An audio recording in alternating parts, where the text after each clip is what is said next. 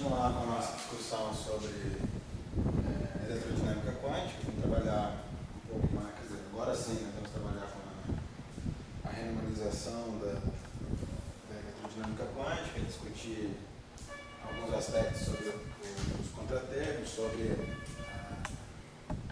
o procedimento de renormalização, e eu vou tentar no final da aula discutir um aspecto um pouco mais formal ligado a chamada identidade de Ward-Takahashi, que são identidades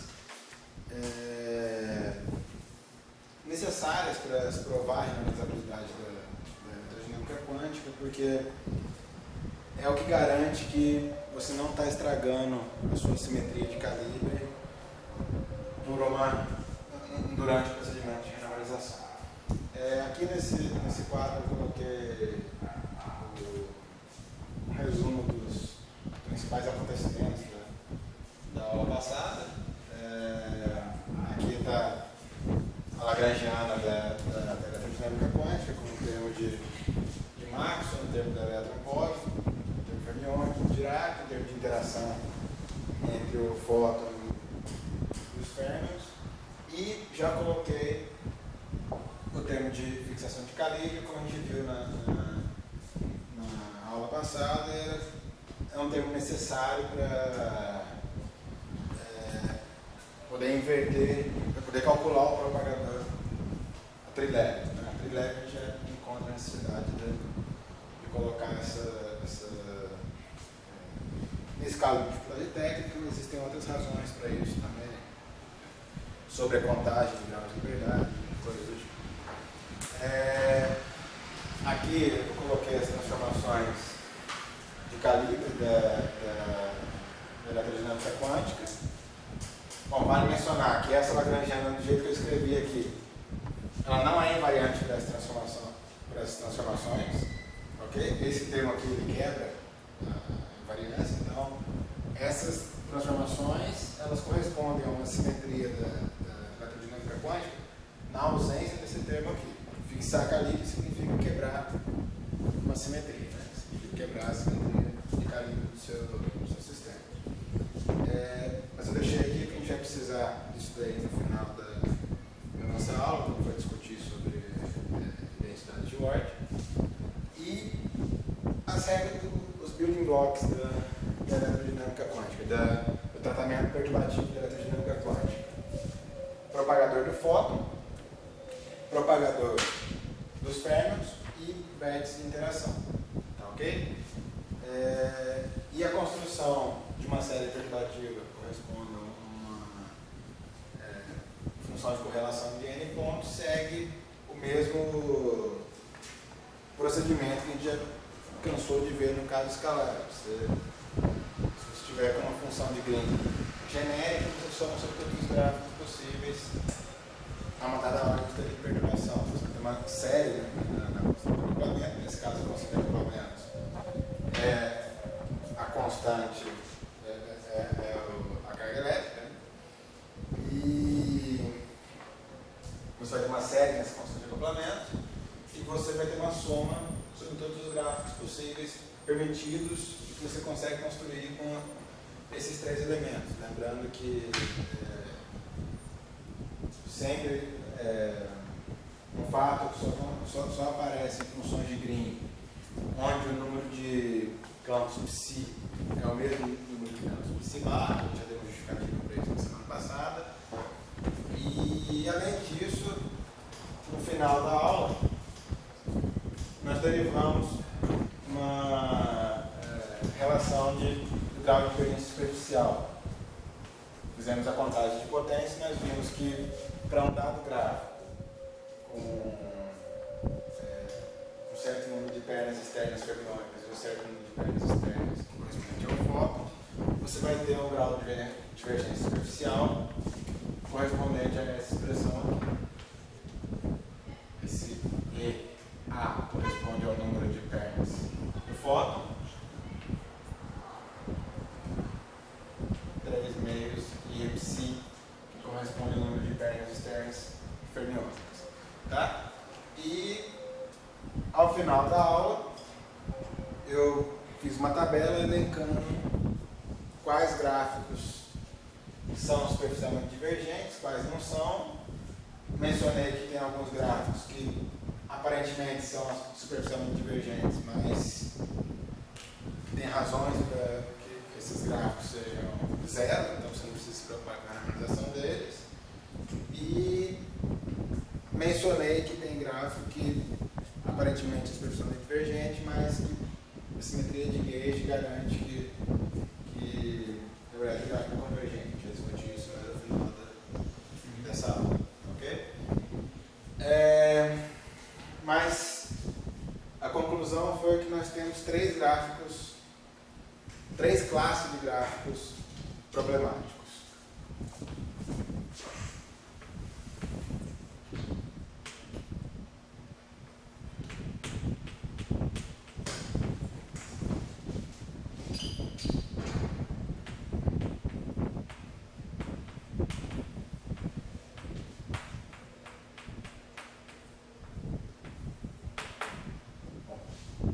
Nós temos o gráfico com duas pernas externas de elétrons, ok?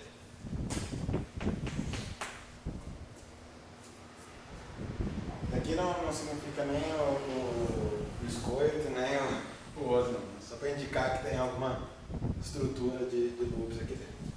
Esse gráfico um dos gráficos, esse é o que a gente vai chamar de alta energia.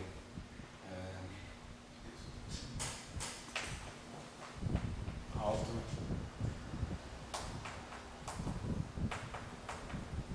energia tem isso ainda? Isso não sei dizer. Não sei.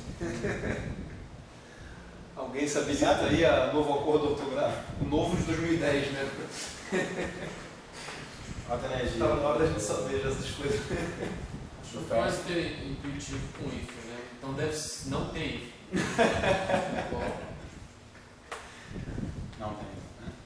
Se tiver, é culpa do... Não. do... Eu botaria em protesto. Eu botaria em protesto. Assim separado, acho que não, né? Fica, ou é junto ou é com hífen. Não pode ser assim, separado sem hífen. Não pode, pode. Ou é junto ou Eu é com hífen. Então deixa assim, não deixa assim, muito feio. Alta energia junto fica muito Não. feio. É feio porque a gente foi educado Não antes só de 2010, né? Se tiver tipo consoante, eu coloquei comigo, hein? É uma boa forma. tipo antissimétrico junta. Agora esse exótico é muito feio. Normaliza, não. Sim. Muito bem. Bom, como o Felipe estava falando aqui, esse gráfico é responsável pela renormalização da massa do férmion, na verdade da massa e da função de onda do férmion. Só que a gente vai ver daqui a pouco que a renormalização da função de onda não é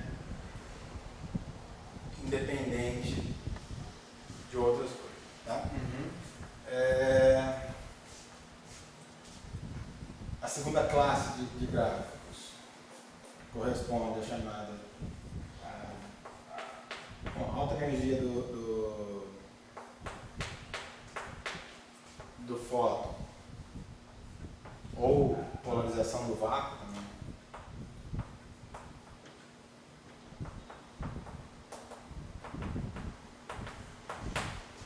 Do vácuo.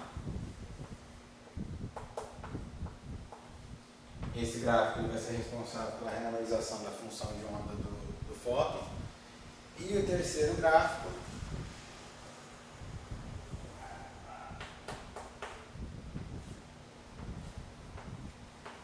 é chamada correção de Vance.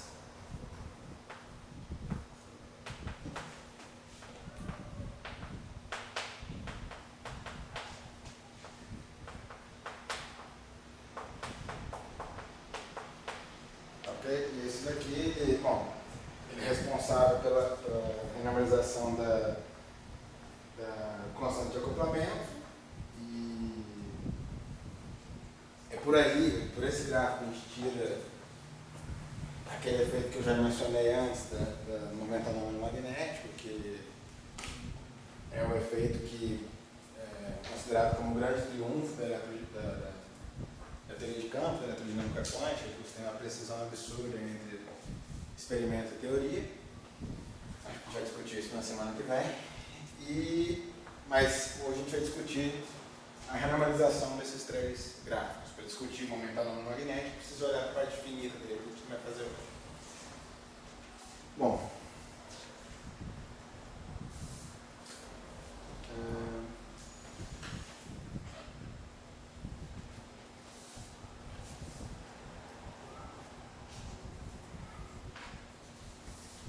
Vamos ao que importa, então.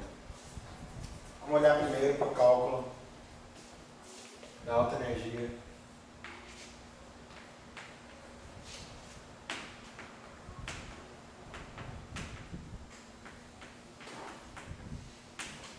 Perfeito.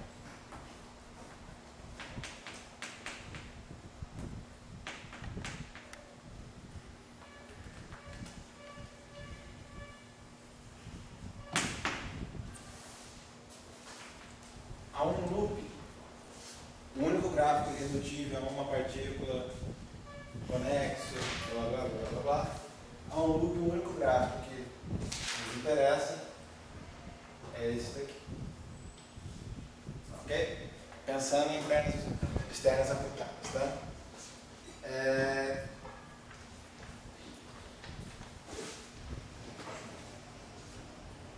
Esse gráfico parece aquela figura que tem no livro do Pequeno Príncipe, naquela cobra que comeu algum bicho. A cobra criou o elefante. Ou o chapéu, né? Ou o chapéu do chapéu.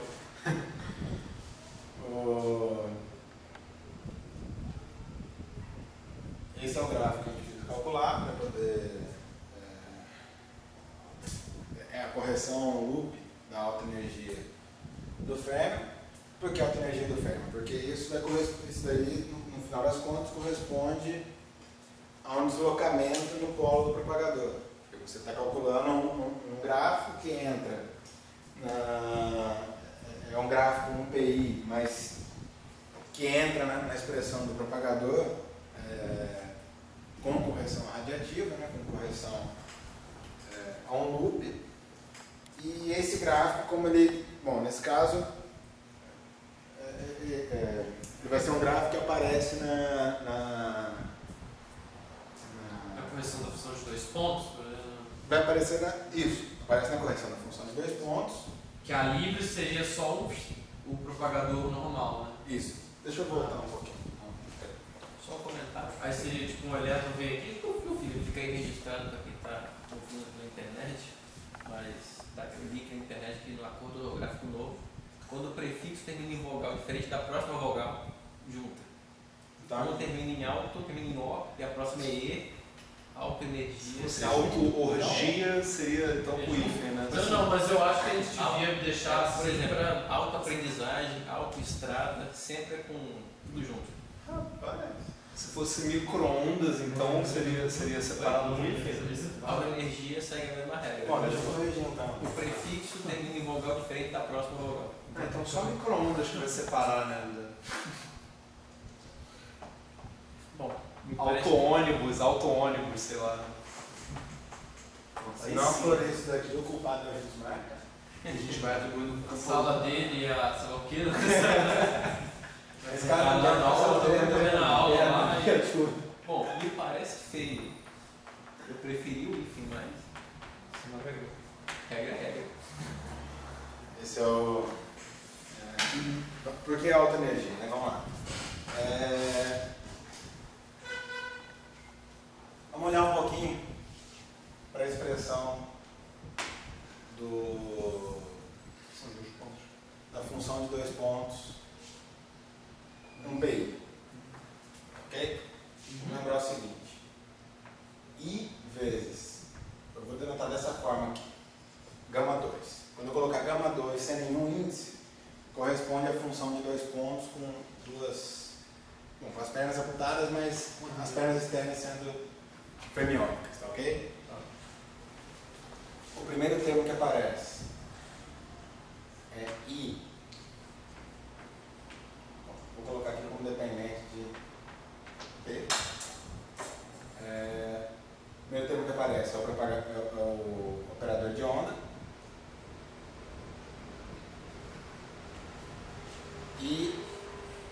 vou escrever o que aparece aqui na sequência como sendo menos I sigma. Tá ok? Vou usar essa notação aqui. Tá certo. Aquele gráfico que eu desenhei aqui, ele corresponde a menos I sigma. Tá? Essa vai ser a notação. Bom,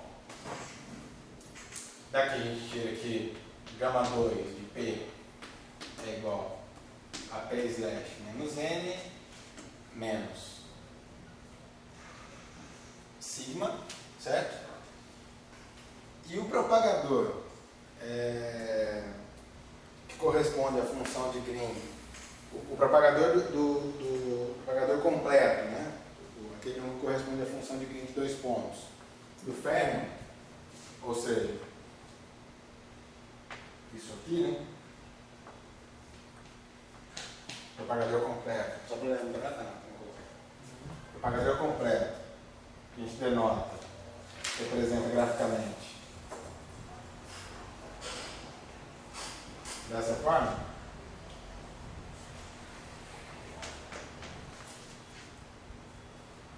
Ele corresponde a I que multiplica. Essa coisa passou com o produto. Tá escorregando? Tá. É aquele banho de pinho-sol que eles costumam dar. Né? Corresponde a I vezes esse objeto aqui elevado a menos 1. Ok? Então, só para poder ver se eu lembro das convenções. Isso a gente já está levando em conta aquele fator de normalização que vai ficar só as conexas, né? São só as contribuições Não, só as conexas. conexas, isso. Tá. Só as conexas. Bom, no caso, você não tem como formar função de linha de 2 pontos desconexa, nesse caso. Tá. Porque você precisaria de uma função de 1 ponto para ter alguma coisa desconexa. Uhum. Certo?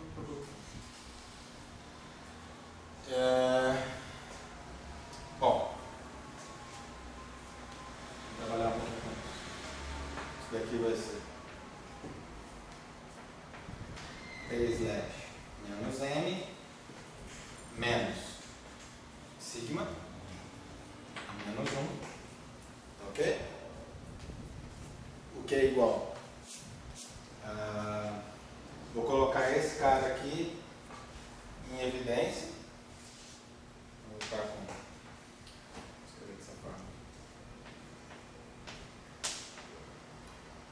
P slash menos M que multiplica 1 menos P slash a menos 1 menos 1, fecha isso daqui. Desculpa. Esse cara aqui vem, menos 1 vem aqui, tá? Ok? Uhum. Bom, só um aviso, né? Esse M, que eu estou colocando ali como no P slash menos M, a princípio parece ter uma consistência, porque esse P slash tem uma estrutura matricial e o M não, tá? Estou supondo que aquele M corresponde à massa vezes a matriz de identidade. Tá? Eu vou ficar escrevendo identidade ali. Agora eu vou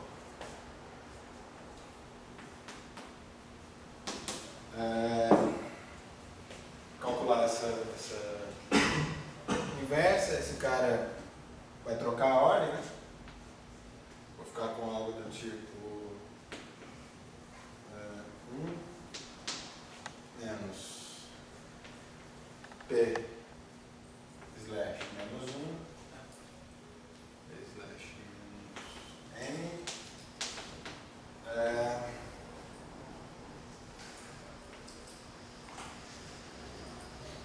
menos 1 vezes Propagador. Inverso do propagador. Isso daqui, né? Que é o propagador, certo? Ok? Uhum. Isso aqui fecha aqui agora. Expandir, né? A gente pode expandir ou. Deixa eu ver outra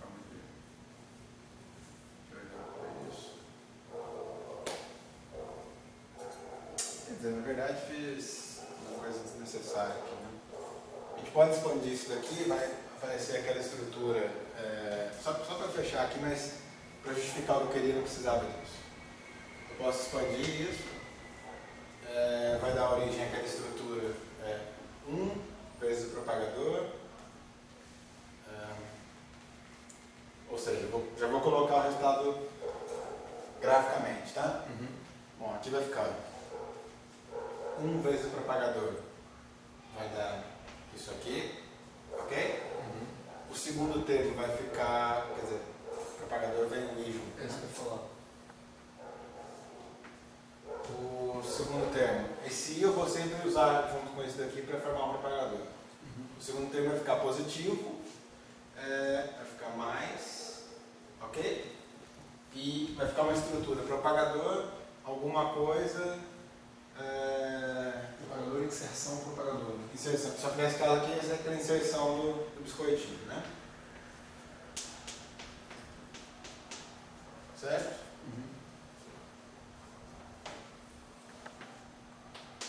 E assim por diante. O terceiro termo vai ser isso.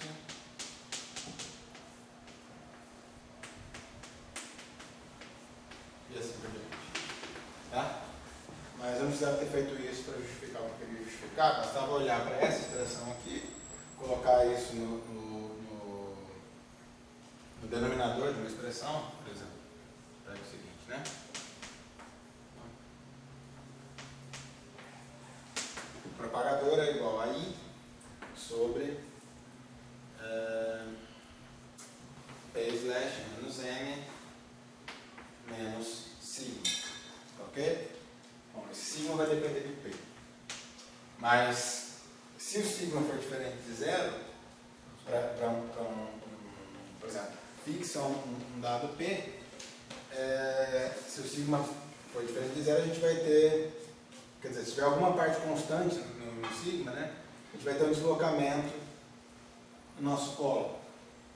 Ok? Ou seja, ele muda a massa da partícula. Mudar o polo significa mudar a massa da partícula que está se propagando. Então, nesse sentido que esse gráfico é chamado de alta energia. Você tem uma correção na massa do elétron, a energia de repouso do elétron, do ferro. Ok? Bom, vamos voltar para o gráfico que nos interessa.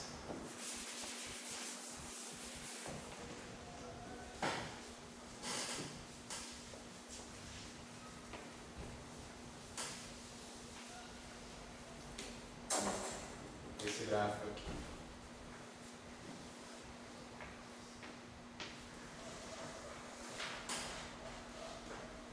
Eu vou atribuir esse gráfico no momento P mais Q, P mais K, K. Ok? Deixa eu entender isso graficamente. Esse seria como se fosse a primeira inserção, então. Isso.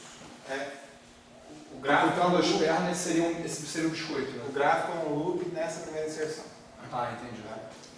A primeira inserção não se resume só a esse gráfico. Entendi. É só Tem a uma contribuição a série um loop. contribuição a um loop da primeira inserção. Tá. Quer dizer, a contribuição a um loop de qualquer uma das inserções. Né? Aqui, na verdade, que o ponto é que elas se separam. Né? Mas aí nas baixas seriam duas inserções. Né? São duas inserções, mas as duas contêm aquele gráfico lá. Saquei. Mais uma cadeia de dimensão. Certo? Esse gráfico que eu mencionei é o que eu vou chamar de menos I sigma, que vai depender de P, ok? E a expressão dele é essa daqui. Não tem nenhum loop somente formado por linhas fermiônicas, então não tem o traço, também não vou ter o sinal menos. Lembra da semana passada eu mencionei que cada loop fermiônico traz consigo um traço no espaço das matrizes de gráfico. E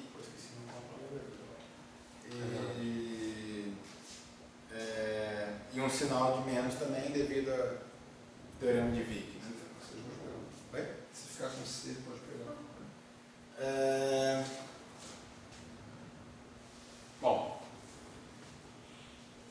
não vai ter, nesse caso aqui, o fator de simetria do gráfico é 1, não vai ter nenhum fator multiplicativo. E a expressão correspondente a esse gráfico, vamos lembrar, né? D4K sobre 2π a quarta. Eu tenho que, vamos começar o seguinte, eu tenho menos I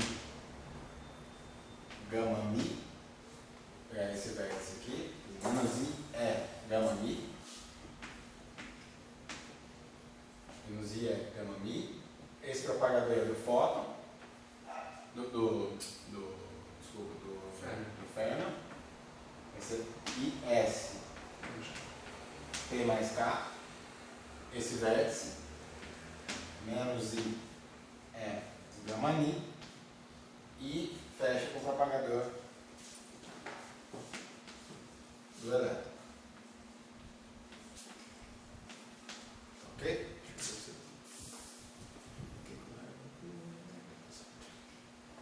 Ok? Certo? Bom, eu vou trazer esse I com esse. Bom, tem I a quarta aqui fora, né? E E quadrado. Então, vai ser E quadrado integral D4 sobre 2 a quarta gama mi, o S é P slash mais K slash mais M2 dividido por P2 K menos M2, o fator I epsilon, né?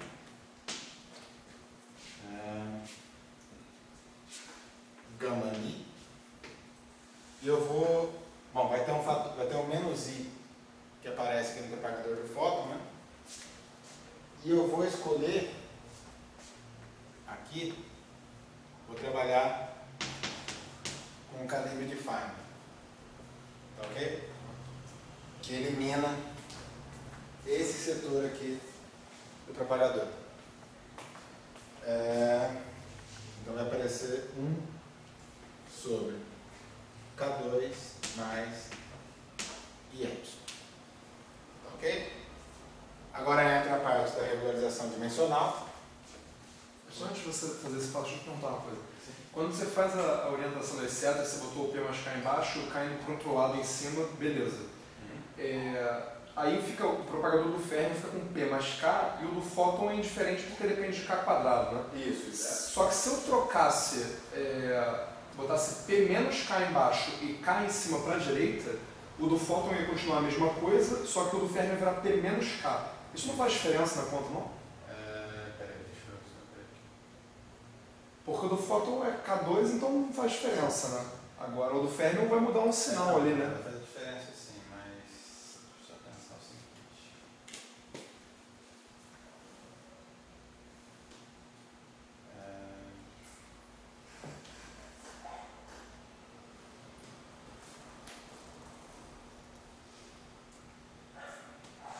Vai fazer diferença. Deixa eu ver. Só que se você fizer isso, significa que você está.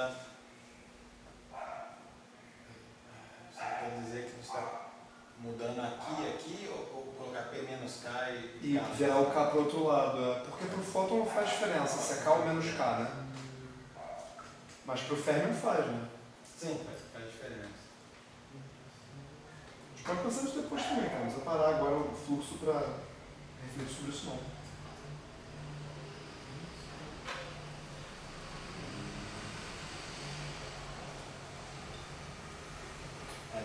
Depois a gente vê.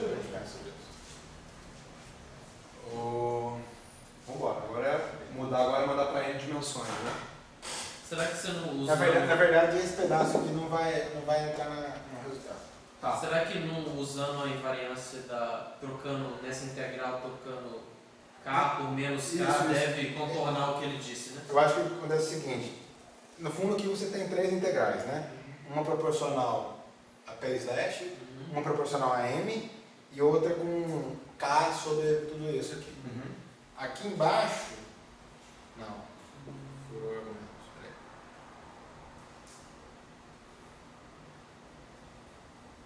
Não, furou o argumento. Ficaria P menos K, P menos... Depois a gente pensa. Depois Perde a gente fluxo. Não, que se você trocar K por menos K, Só que aqui embaixo não é variante, né? não, mas vai virar P mais K, não? Que é o que ele queria. Mas aí... O jacobiano é 1 também. Peraí, deixa eu ver. Mas... Mas não vai Vamos perder o integral. fluxo, não, senão a gente perde o fio da meada. Tá, vamos lá, então... Eu tô concentrado já na dimensão do E aqui, pensando eu. Agora é o procedimento usual de regularização dimensional. Ok?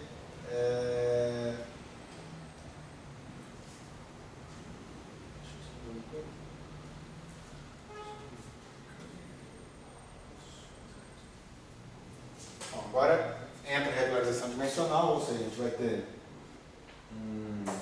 vou colocar como sendo I sigma de P, que vai depender de epsilon, né? Eu vou colocar uma dependência em epsilon, lembrando que D é igual a 4 menos epsilon.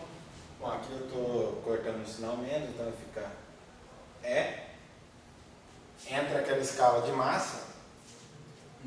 Lembra que no caso da teoria escalar, quando a gente fazia regularização dimensional, o lambda tinha que ser substituído 1004 menos dimensão.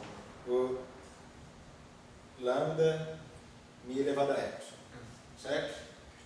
Nesse caso aqui, o E vai ser substituído em E mi elevado a epsilon sobre 2. Tá ok? Por que isso? Vamos ver isso daqui. Vamos pegar o... Tem que achar a dimensão. Tem que achar a dimensão de todo mundo, né? Vamos ver.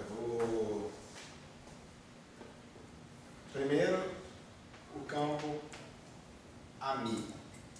O campo AMI ele vai ter dimensão... Esse lambda é o quê? Ou Lambda não, só é um paralelo? quatro. Não fica Só usando paralelo. E aí o eta, por que tá? É um mi, Mi mosca. Porque o mi é raiz de mi. Não, eu vou falar agora. Ah, É porque você coloca a dependência a dimensão de massa do lado de fora, né? De tal forma que aquele F que é adimensional. Só que a dimensão do parâmetro na teoria F4 é uma, né? Na eletromagnetismo é outra.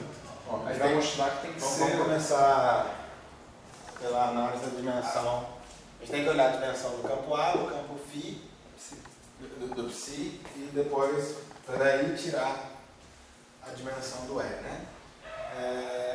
Bom, a gente sabe que a lagrangiana tem que ter dimensão de massa elevada a D, certo? Certo? Bom, então a lagrangiana tem dimensão de massa D, digamos assim. O termo cinético, vou pegar aqui, o termo F quadrado, vai ter a dimensão da lagrangiana. Ok? Só que o termo F quadrado vai ter 2 vezes a dimensão de A mais 2 vezes a dimensão de massa, porque mais 2 derivadas. Ou seja, isso daqui é igual a 2 dimensão de A mais 2. Certo? Portanto, A tem dimensão D menos 2 sobre 2. Em 4 dimensões da dimensão de massa. Ok. Certo? Agora o campo, o psi. O psi aparece com essa estrutura aqui, né? Tem que ter dimensão de massa D. Tá ok? Bom, isso daqui vai ser 2 vezes a dimensão de massa do psi, certo? Psi barra a dimensão de massa, mais uma dimensão de massa da derivada, isso daqui é igual a D. Portanto, dimensão de massa do psi é D menos 1 sobre 2. Bom, tem em 3 dimensões baixas, 3 meios. Ok? Em 3 dimensões não, em 4 dimensões. Bom, agora a gente já pode terminar do φ, do E. A gente tem E, A, Psi quadrado igual a D, certo? Em termos de acoplamento. Portanto, dimensão de E mais, cadê? Aqui. D menos 2 sobre 2, mais 2 vezes isso, mais D menos 1, é igual a D, ok? Bom, E é igual a... aqui. 2 menos D sobre 2, acho que é isso. Aqui eu tenho 3. 3 meios, 1 menos... É 2 menos aqui D dividido por 2. D sobre 2, 1, então aqui fica 2, certo? Isso daqui vai cancelar com isso, ok? Vai ser 2 menos D sobre 2, portanto é 4 menos D sobre 2, que é igual a epsilon sobre 2, certo? E, bom, se essa vai ser a dimensão de massa da constante em D dimensões, o que a gente faz é fazer com que isso daqui tenha essa dimensão aqui, né? Né? De forma que a substituição é essa. Então, I elevado a epsilon, integral em D, K sobre 2π elevado a D, gama mi, psi K mais M, dividido por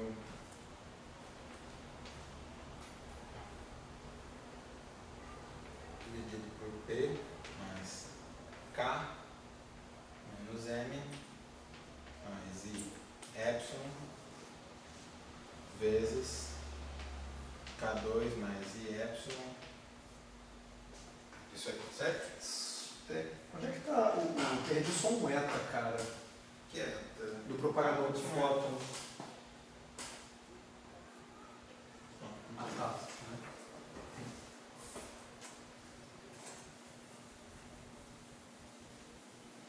Bom, muito bom. Agora entra a parte chata, né? Entra a parte trabalhosa, que se assemelha bastante ao que a gente já fez anteriormente, no fundo, parametrização de Feynman, redefinir variável, completar quadrado, esse tipo de coisa.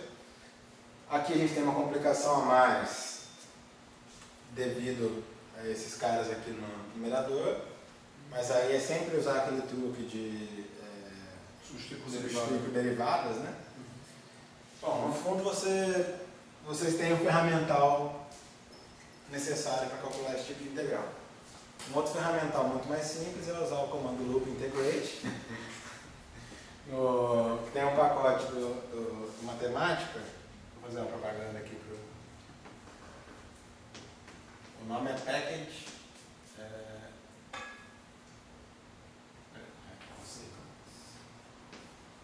Package X. Ok? Está disponível para baixar na rede, vocês baixam de graça isso daí, não é nem pirateado, a parte pirata é a parte de matemática.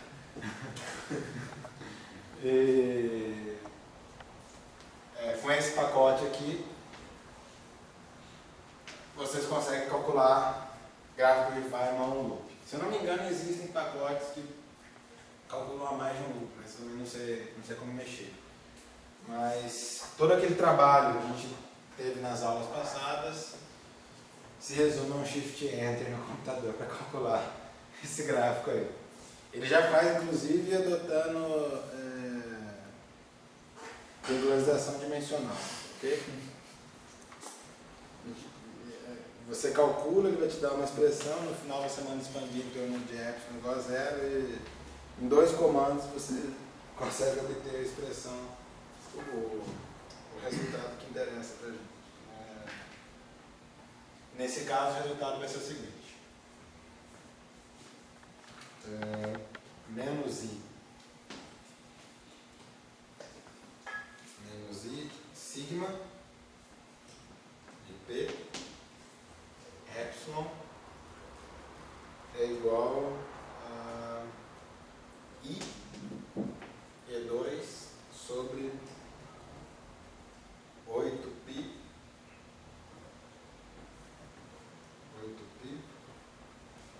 epsilon P menos 4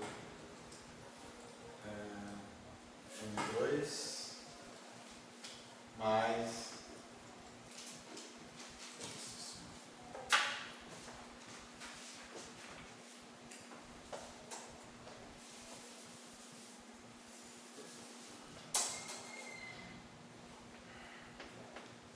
slash menos 4M mais termos finitos.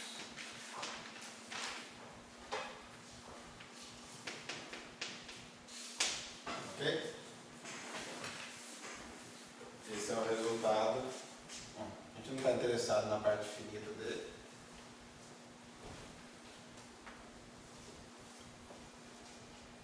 Esse é o nosso estudo aqui que nos interessa, a parte infinita.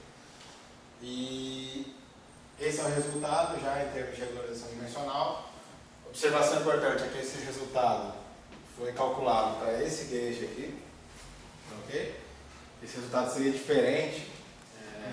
Um gauge arbitrário apareceria, se não me engano, um xi multiplicado por esse cara aqui. E apareceria mais um xi na parte da massa.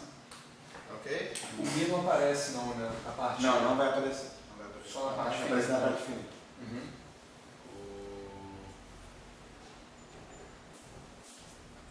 O Mi só vai aparecer, se eu não me engano, nesse gráfico aqui.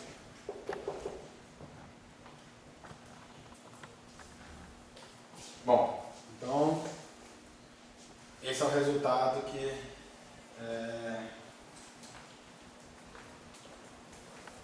a gente obteve, obtido por matemática.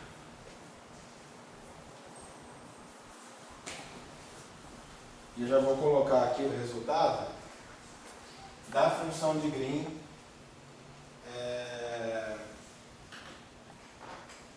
de 2 pontos, calculada a um loop.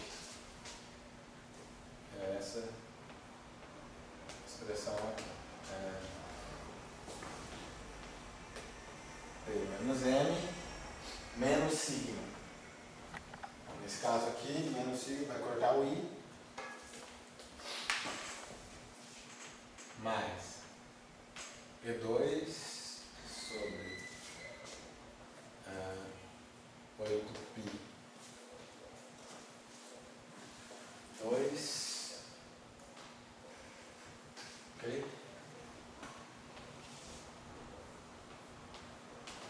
P menos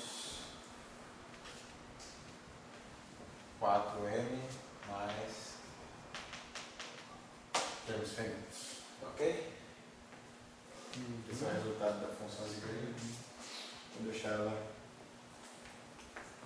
registrada aqui, depois a gente volta para ela.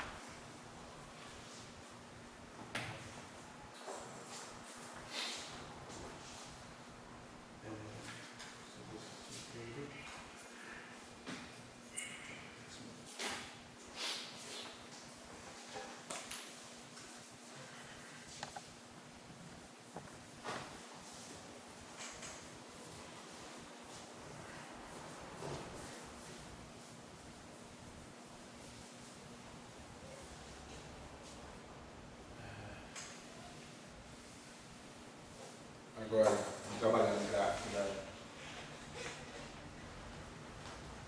polarização.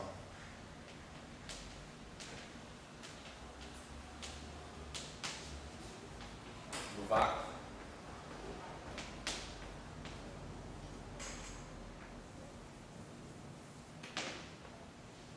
a um loop corresponde a essa contribuição.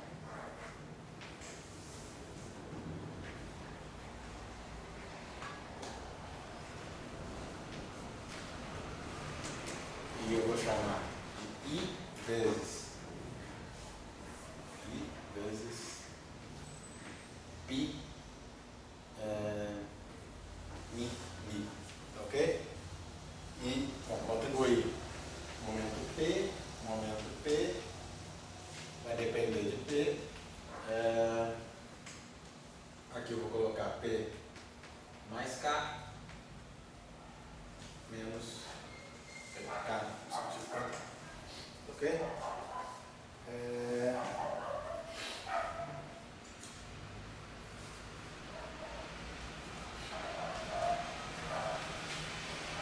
Vai aparecer o tal do traço sinal menos, né? Esse daí vai aparecer.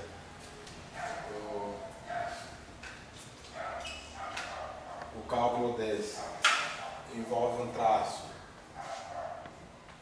envolve o sinal menos, envolve um traço sobre o espaço das matrizes de Dirac, integral em D4K sobre 2π a quarta.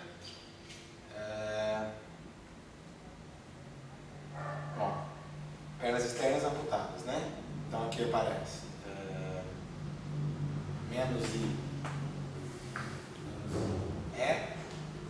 gama ni, S e S de P mais K, menos I gama mi e S e S de K. Nesse caso teria que ser menos K, né?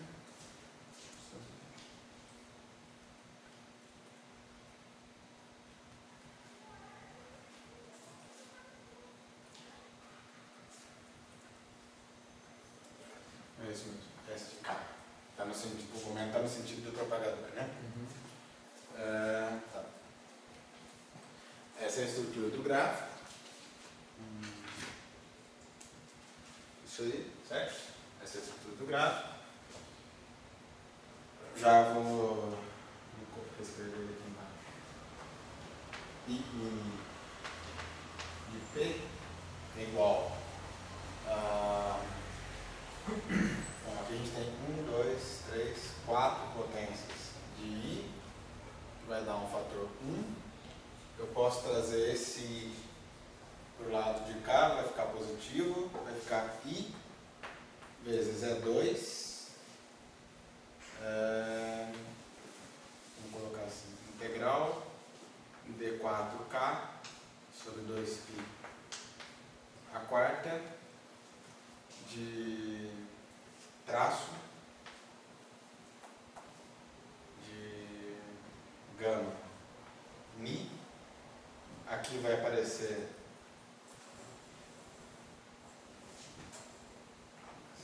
traço de gama mi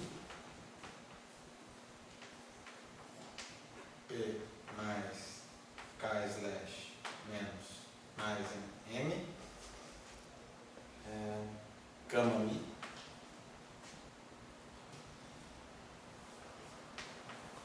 P slash não, K slash mais M, fecha isso daqui e aqui embaixo P mais K ao quadrado menos M2 mais I epsilon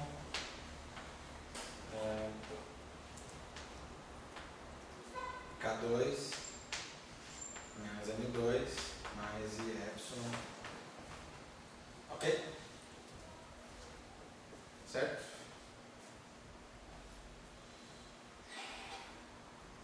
Isso aí, né?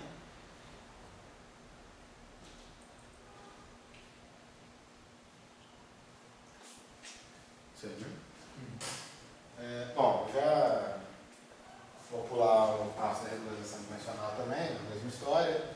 Coloco em daqui, o resultado dele calculado também com aquele pacote, que agora vai ser uma função de P e de epsilon, vai ser igual a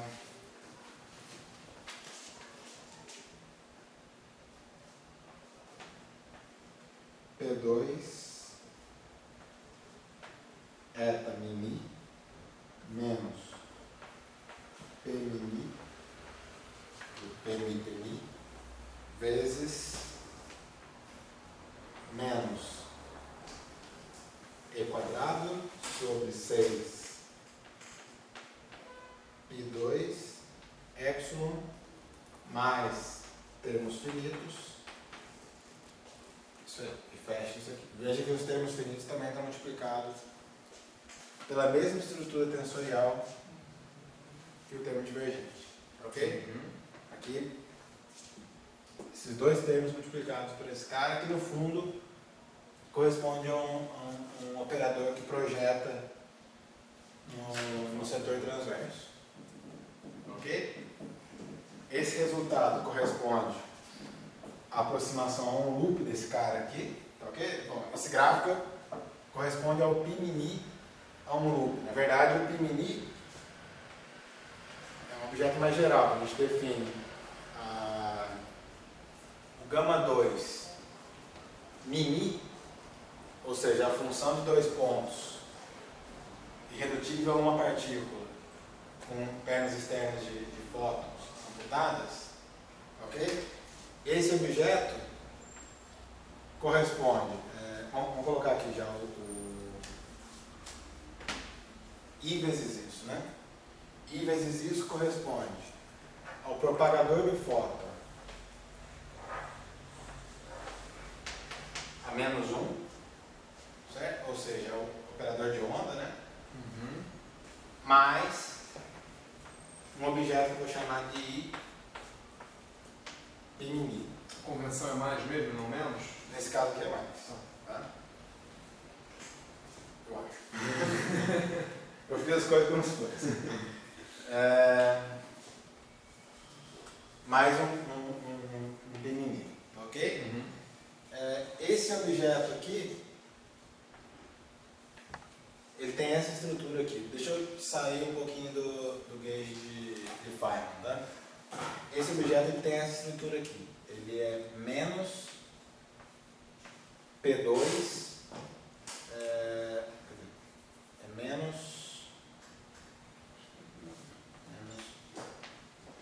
P2 eta mini menos P mini PNI, ok? Menos 1 sobre Si PNI, ok? Isso daqui corresponde ao inverso disso aqui. Vamos pegar isso aqui É o invertido. catil, né? Que seria.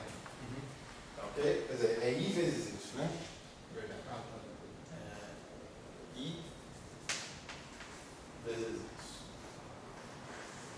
Certo?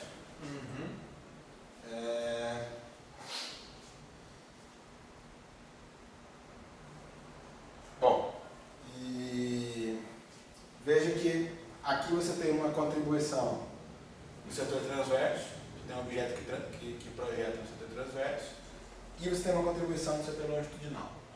Ok?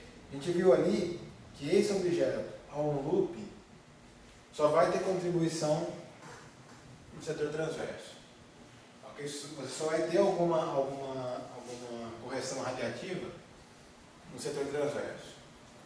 Okay? Ou seja, a um loop você não gera nenhum termo longitudinal, ou seja, você não gera termo de massa, por exemplo. Mas isso porque a gente aqui nessa conta... Ah, não, aqui não entra, né? A escolha de calibre. Então, aqui não vai aparecer. Aqui não aparece. Nessa conta não aparece. Tá ok? E esse resultado aqui, Que as pernas estão amputadas. esse resultado aqui, ele é válido em geral para cá. Pô, maneiro. Ok? A gente vai ver isso com identidade de Ward. Esse resultado aqui é não perturbativo. Quer Quer dizer, esse tipo Vale de... todas as ordens. Vale de todas as ordens. Esse tipo de expressão aqui, esse projetor aqui é transverso, vezes alguma estrutura, que pode carregar divergência ou não, vai acontecer a todas as ordens. Você não vai ter correção radiativa nesse setor. Ok? Uma identidade de Ward te leva a esse resultado. Okay? Ou seja, o fóton não ganha massa por correção radiativa. Tá? Você não ganha um termo longitudinal.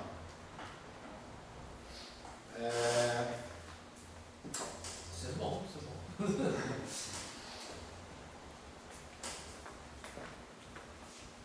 Vamos lá, isso daqui, deixa eu colocar aqui.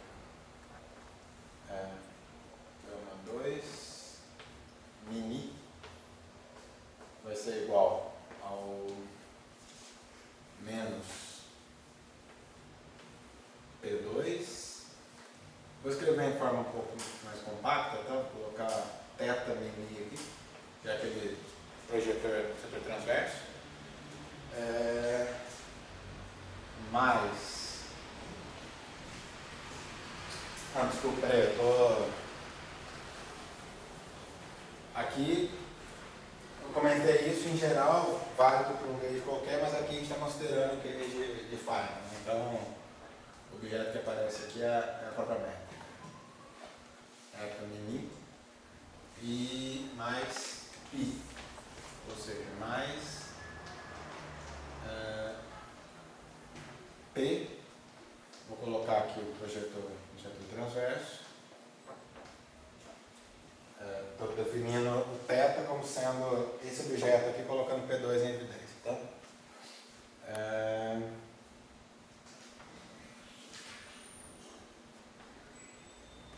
E2 sobre 6 I epsilon mais termos finitos. Ok? Certo? Não, pera. Desde Feynman.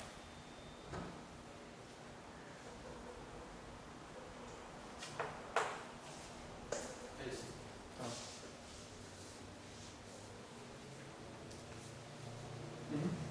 Certo? Bom. Ok. E por fim,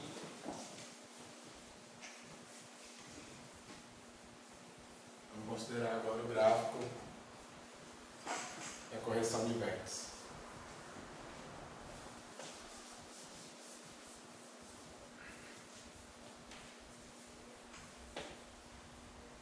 Desculpa, Luciano, no guia de Feynman, aquele. O epsilon Sigma 1. sigma. Landau é 0. Estou entendendo a zero. Entendendo a zero. Para não botar um zero embaixo, né? Só. Bom, então agora esse gráfico, correção de vértice. Né?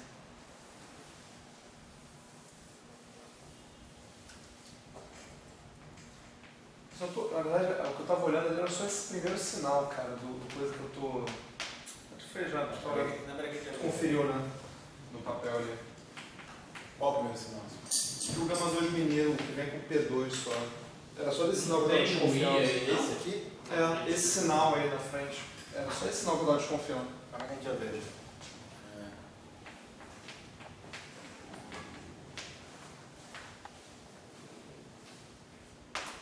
Isso daqui é a contribuição trilevel, né? A contribuição trilevel da ação efetiva, ela corresponde à própria ação. Ou seja, a contribuição trilevel corresponde ao operador de onda. Ok? Estou descontando, pessoal. Vamos pegar isso daqui. Esse termo aqui, 1/4 de F em I, ele é igual a meio de AMI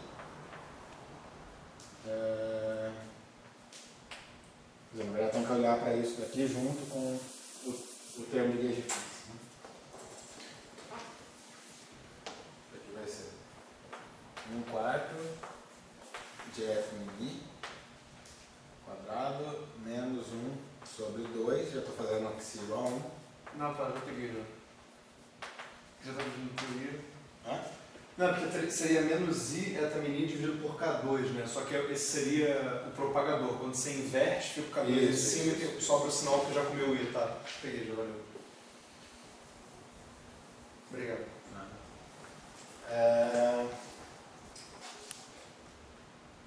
Bom, agora a correção de vértice a um loop corresponder a esse gráfico aqui.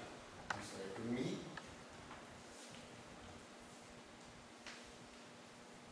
Ok? Esse é o gráfico a um loop. Vou atribuir aqui um momento que eu colocar aqui o momento Q. Aqui eu vou colocar o momento P.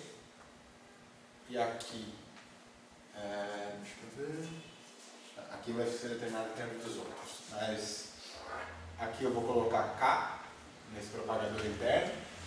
Ok? Então nesse pedaço aqui tem que ser P mais K. Nesse pedaço aqui vai ser P mais K mais Q, né? P mais K mais Q. E aqui no final sai P mais Q. Certo? Isso aí. Ok? Esse gráfico aqui é o que eu vou chamar menos I é Mi elevado a epsilon sobre 2 vezes gama, quer dizer, lambda mi. Ok? Em analogia com o vértice trilevel. Se a gente não tivesse isso daqui, seria o vértice trilevel e seria gama mi. Ok? E a expressão correspondente a esse gráfico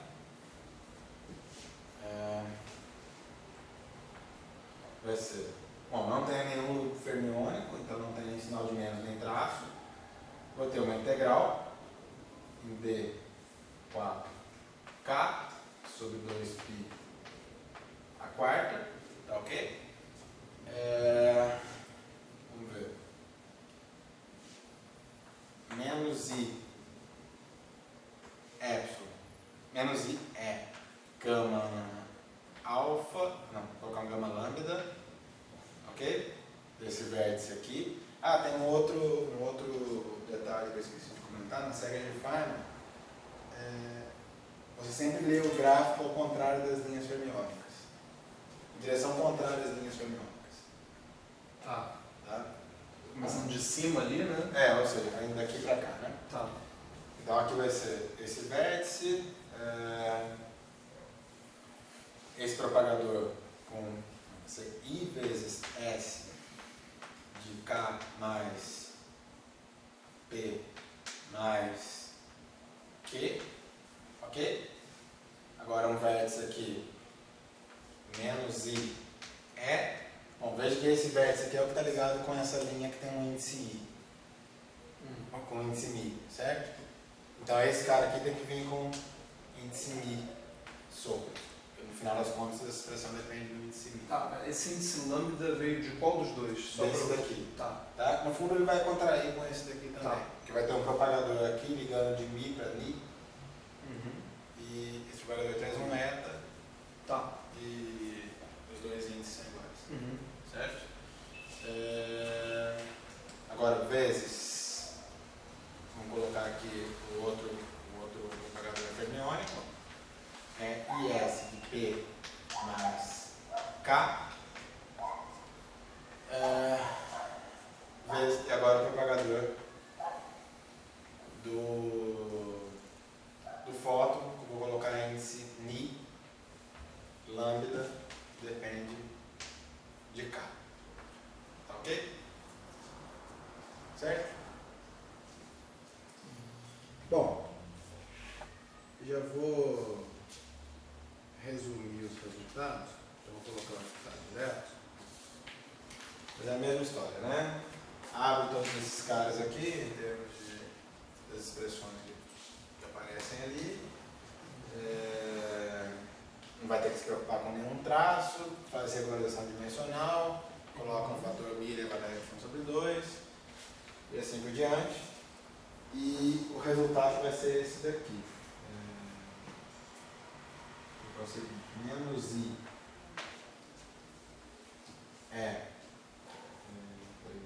menos I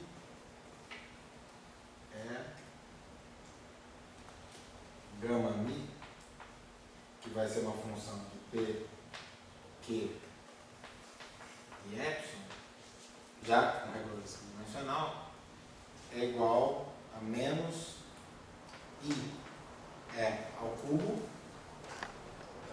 8 sobre 8π quadrado epsilon gama μ mais termos finitos. Ok? Tá? Bom, tem um E ao cubo que aparece, está aparecendo aqui e aqui. Está faltando um vértice. Ali tem mini, né? Calma aí, rapidinho. Aqui está faltando um vértice. Menos I, gama μ. Ah, tá. Era esse aí. Isso mesmo. É que tava com mini aí, nossa, eu tinha. Bom, essa já é a expressão final, já em termos de regularização dimensional, calculada com aquele pacote. É isso aí, tá? Só a conexão disso daqui, esse cara está conectado com o gama 3, né? Gama 3 está sendo definido como a função de Green de 3 pontos, ou seja, aquela que é obtida por uma derivada funcional com relação a psi e psi barra. Tá ok? Bom, nesse caso aqui vai ter um índice μ sobrando. Tá? Isso daqui, a contribuição a trilevel para esse objeto corresponde ao vértice a trilevel.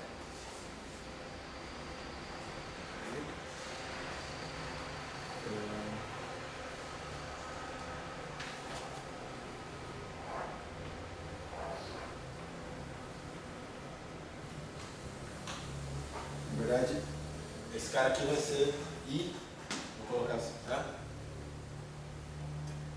Esse objeto aí corresponde à função de 3 pontos. O termo trilevel vai ser o vértice a trilevel, ou seja, menos I tomando a regularização dimensional, gama μ, tá ok? Menos esse cara aqui agora. Contribuição a um loop. Tá ok? Tem que pressionar a caneta aí.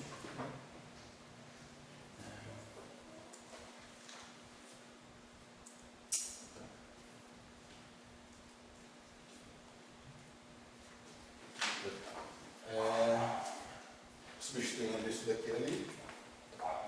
Gama 3 μ é igual a menos E gama μ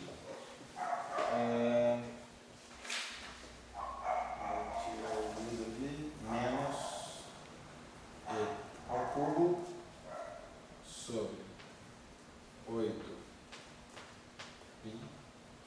epsilon gama μ mais termos finitos. Está claro essa questão aqui das funções de Green? Vou passar meio batido nessas funções de Green.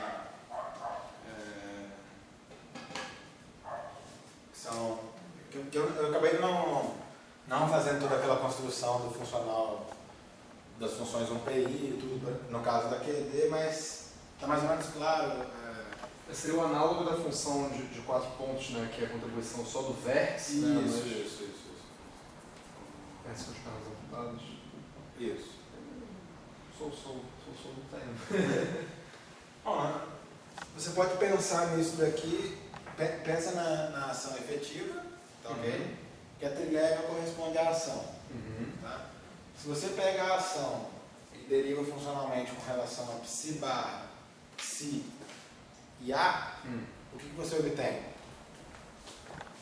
Derivei com relação a psi barra, caiu isso daqui. Derivei com relação a psi, saiu isso aqui. Derivei com relação a saiu isso daqui. Sobrou menos e. Todos os outros vão ter que sumir, né? Ok? Na hora que eu multiplico por i, eu obtenho o vértice. Tá? Então o que está vindo aqui vai ser a correção de vértice. Ok? Tranquilo. E essa daqui é a expressão a um loop do vértice a um loop, né, com correções radiativas.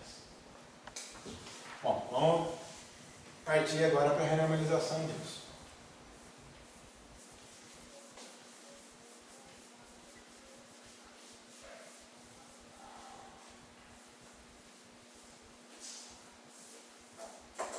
Nós já, no caso da teoria Φ4, a gente fez a construção de forma mais detalhada, a gente começou subtraindo divergência de um gráfico, de algum gráfico, né, dos gráficos que a gente chegou a calcular explicitamente, e depois nós mostramos que essa divergência corresponde a uma redefinição, quer dizer, a subtração de divergência corresponde a uma redefinição dos parâmetros que aparecem na Lagrangiana. Ok? Já vamos fazer aqui no caso da QD direto pela redefinição dos parâmetros. Eu vou. Essa Lagrangiana aqui agora passa a ser a nossa Lagrangiana renormalizada. Eu vou ter uma Lagrangiana de contratermos com uma estrutura similar àquela. E vou definir uma Lagrangiana Baire a partir disso. Ok? Lembrar, a Lagrangiana Baire é definida pela nossa Lagrangiana original mais uma Lagrangiana de contratermos. Nesse caso, eu vou escrever a Lagrangiana de contratermos como sendo menos 1/4, só que eu vou colocar aqui uma constante que vai aparecer para uma constante de renormalização, né? Eu vou colocar K3 sobre 4 F mini ao quadrado mais I K2 psi barra B/ psi, ok? Mesma estrutura da Lagrangiana original, né?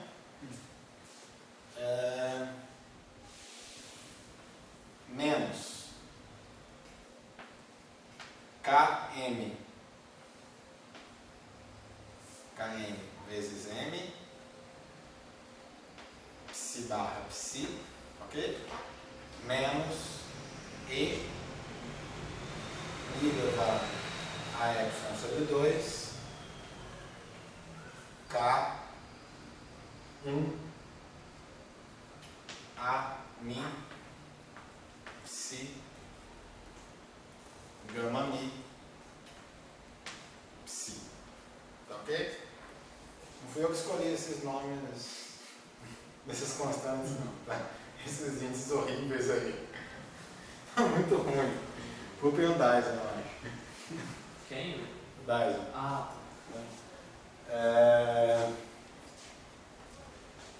Bom, já a partir dessa não, vamos.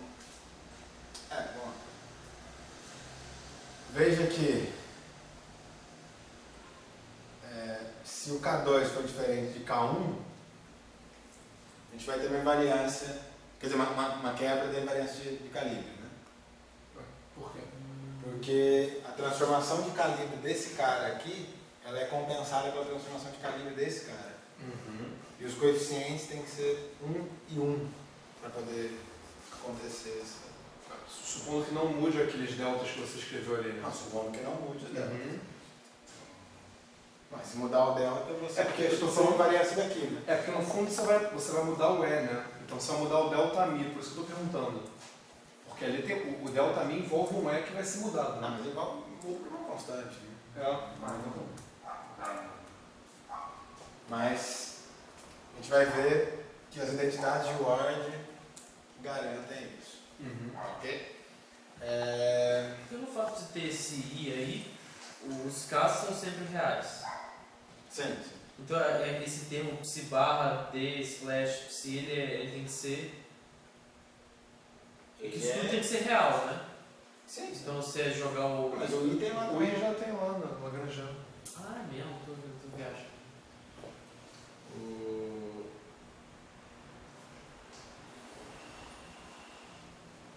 O Weimer ele não coloca o I ali. Não coloca o I nem aqui. O Weimer coloca o I aqui. Nossa. Weimer. O Tchão também não escreve desse jeito não, né? Não, o Lagrangiano de Dirac, não, ele escreve em dois termos, porque ele quer que seja hermitiana de cara, né? Ah, tá. Frontalmente tá, hermitiana. não, tudo bem. Mas ele bota o I. O I Bom, então essa é a cara do Lagrangiano